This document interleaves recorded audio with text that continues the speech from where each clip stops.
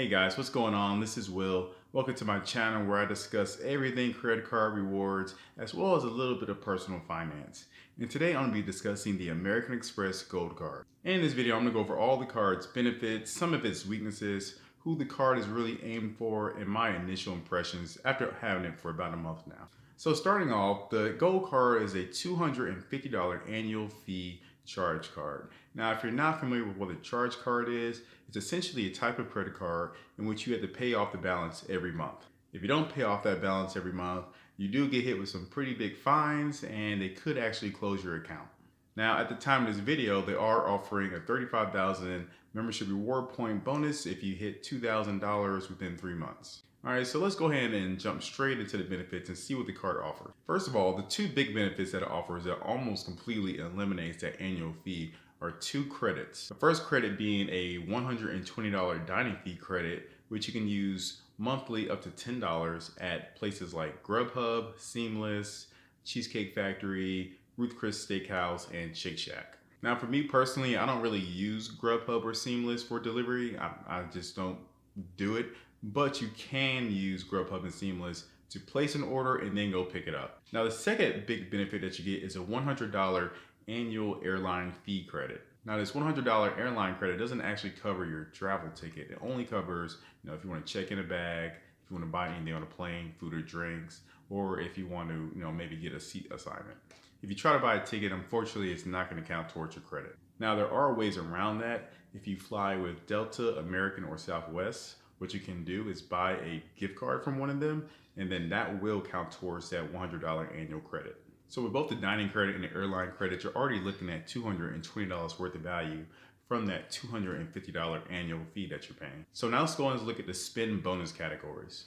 If you use the card at US restaurants or US supermarkets, you get 4x back. Now you only get that multiplier, that 4x multiplier, when you use it at US locations. That unfortunately, if you try to use it abroad, you only get 1x back. And you also get 3x back when you book air travel directly with the airline or on Amex's travel portal. So those are the big benefits. Now you do also have a lot of little things that really do kind of add up. For instance, you get a free membership to ShopRunner, which is essentially like having Amazon Prime for a bunch of different type of online retailers. Some of the online retailers include Neiman Marcus, Saks Fifth Avenue, Newegg. If you want to buy anything from Under Armour, it's about 140 or so different retailers that fall under ShopRunner. And sticking with that shopping benefits, you also get things like purchase protection, return protection, and extended warranties. So purchase protection is essentially if you break your item within, I think, 120 days, Amex will refund you that money. And return protection is if you buy something and the store doesn't take it back, Amex will reimburse you for that within, I believe that's 90 days as well, or maybe 120. I might have those mixed up. Now, another benefit that you get, which I didn't even realize when I signed up for the card, is that you get car roadside assistance. So I'm not talking about like for your car rental, I'm just talking about for your personal car all year round. So if you get a flat tire, run out of gas, need a tow, they'll come out and help you up to 4 times a year, which is pretty good. So for me, I think I pay maybe about $10 a month for roadside assistance, which I rarely ever use. So now that I can get it for free with my Gold Card, I'll probably end up canceling that and just sticking with this. And sticking with the card theme, you also do get free car rental insurance. So that's something that you don't have to pay for when you rent a car.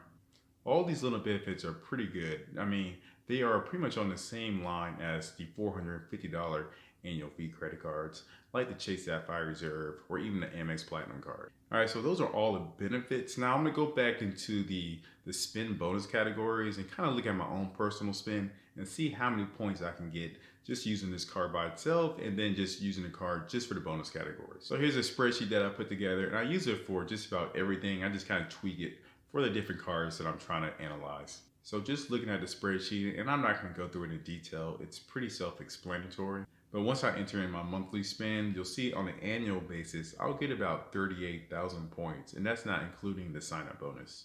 And say I were to just use the cards for the big multipliers, restaurants, and groceries, you'll see I'll get about 27,000 points. So those points, if you're using the Point Guys valuation, you'll see that it's worth about $520 for just using the cards for the bonus categories, and about $730 or so if you're using the card for everything. Now you can use the Amex membership reward points for statement credit, but you only get 0.6 cents per point.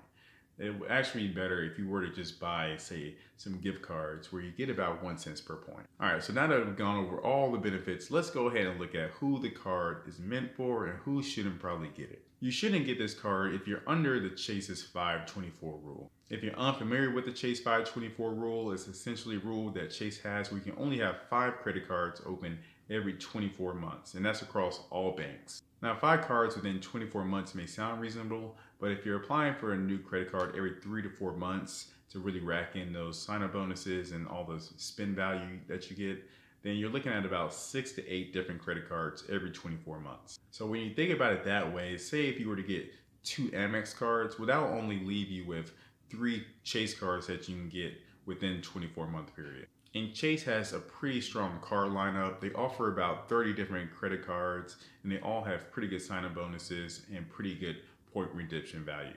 So I've done a video kind of discussing the Chase card system that I've been using for the past couple years, which is still great. But if you want to check those out, I definitely would recommend it. I'll link them up above and down in the description below. Now, the next person who shouldn't get this card is someone who usually rolls over their credit card balance. Now, you shouldn't be doing this in general because when you do that, you end up paying interest, which lowers the value of your card points that you earn throughout the year. But if you do, have a problem paying off the bill every year, you don't want to do it with a charge card. Because with the charge card, like I said earlier in the video, they can hit you with some pretty big fines, as well as even canceling your account.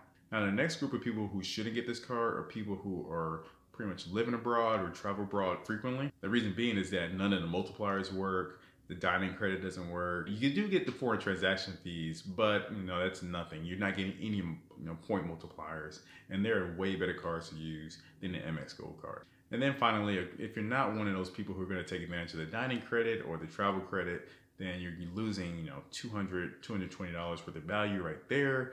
So you can still make it work even if you don't use those credits. If you just look at my points that I accumulated if my regular spend, I still got plenty of value. But you can do better with a lower fee card for just those categories. All right, so now let's discuss who should get this card. And it's pretty much the exact opposite of the people that we just went over. So if you're past that 524 stage, if you're someone who lives in America, if you're going to take advantage of those dining credits, if you pay your bill off every month, then this is a really, really good card to get. All right, guys, so that wraps up the Amex Gold Card. Great card, especially if you're outside that 524 system. Amex is definitely the next place you want to go. I'm definitely gonna have some more videos where I'm gonna be applying for a few more credit cards within the next few months. And even before then, I'll kind of go over my plan, the Amex card system that I'm gonna have set up to really maximize those membership reward points that I can get. I'll probably also do a video comparing Amex and Chase, both the card systems as well as redeeming reward points and which one is really better. So let me know down in the comments, guys, what you think about the Gold Cards. Is it something that you're interested in, or you're looking at going somewhere else besides Amex after you leave Chase? Just let me know. And if you liked the video, make sure you hit that like button. Definitely hit the red subscribe button for more videos like this in the future, and I will check you guys out next time.